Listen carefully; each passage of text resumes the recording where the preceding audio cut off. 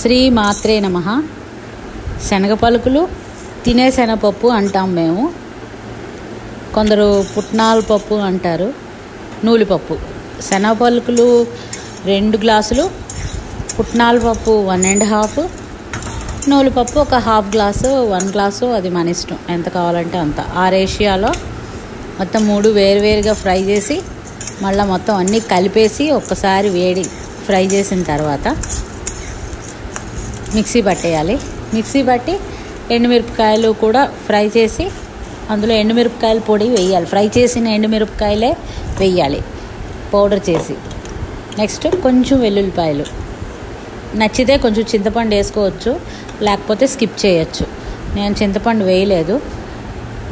ఉప్పు, ఇది పౌడర్ చేసుకొని ఇంట్లో పెట్టుకుంటే దోశల్లోకి దానికి మజ్జిగ వేసుకొని పెరుగు వేసుకొని ఏది వేసుకున్నా దానిలోని కలుపుకొని చట్నీ లాగా ఉంటుంది. చాలా బాగుంటుంది, టేస్ట్ చేయండి.